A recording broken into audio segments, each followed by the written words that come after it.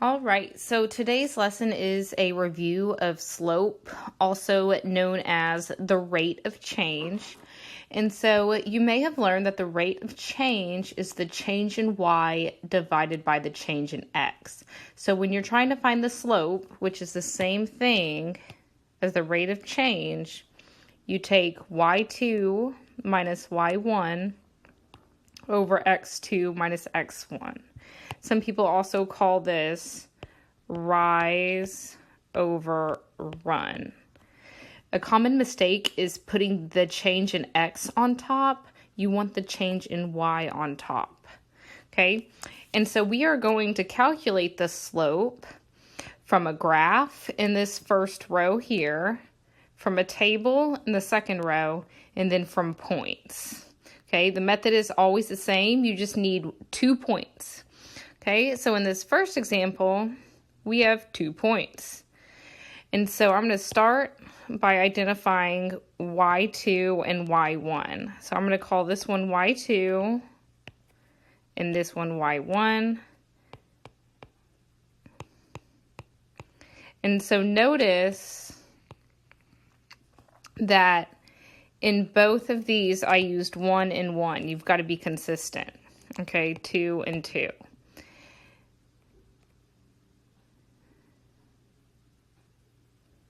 And so y2 minus y1 divided by x2 minus x1 gives us 5 minus 2 over 1 minus negative 4. Okay, don't write minus negative, because that's 2 operations. So that's my trick for you. If you ever see minus negative, that's the same as plus. So write it as minus negative. And so that way we see 1 plus 4 instead of the 1 minus negative. That's going to get really confusing. So minus negative. Okay, and so then the top becomes positive 3. 5 minus 2 is 3. The bottom is a 5.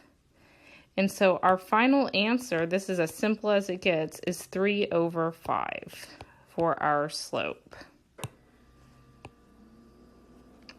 Okay, the most common mistakes is messing up negatives. Just like when we were solving equations, a lot of people just messed up negatives, which changes everything. Okay, on the second graph, they're not giving us points, so we can pick our 2 points. And so always pick good points that are on the lines so that you don't have to deal with fractions. And so I like these 2. And so this point is 0, 2, and this point here is 2, 1. Okay, and so I'm going to call this y2. I'm going to call this one y1. So then this one has to be x1, and this would have to be x2. Okay, so y2 minus y1 over x2 minus x1. y2 is 2 minus 1. And then on bottom, we have 0 minus 2. So the top becomes a 1, because 2 minus 1 is 1. The bottom is negative 2. And so whenever you have one negative in a fraction, you can write it on top, you can write it on bottom. The idea here is that this simplifies to negative 1/2. Whether you put the negative on the 1, whether you put the negative on the 2, or just put it outside, negative 1/2 is negative 1/2.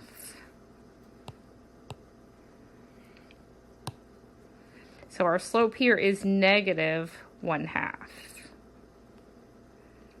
Okay, for the third graph, they didn't label specific points, but we can label them ourselves.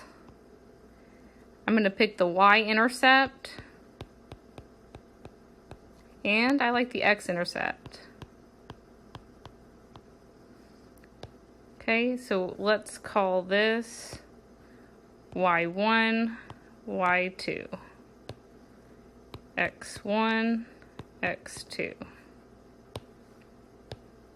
So y2 minus y, oh, I'm gonna need more room than that. y2 minus y1 all over x2 minus x1. I like to write the formula over and over again. Helps me remember it. So 140 minus, oh, that was y1. 0 minus 140. Probably should have done the other way, but it doesn't matter as long as we're consistent. And then 70 minus 0. So the bottom will be nice. And so that simplifies, I'm going to draw an arrow down here, equals, we get a negative 140 on top. We get a positive 70 on bottom. When you're simplifying fractions, if they both have a 0, you can cross those off and then look at negative 14 over 7, which is negative 2. I'm going to draw a squiggly line so we don't get those confused. Okay, so negative 2 is our slope.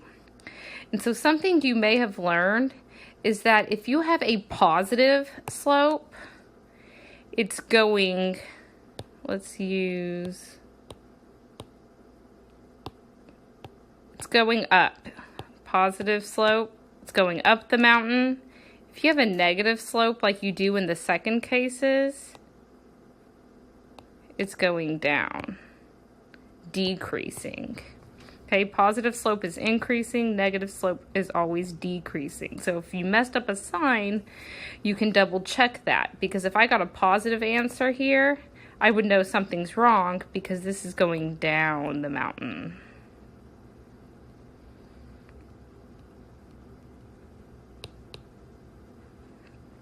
Okay, I'm going to restart the video to do the tables and then restart the video again to do the points.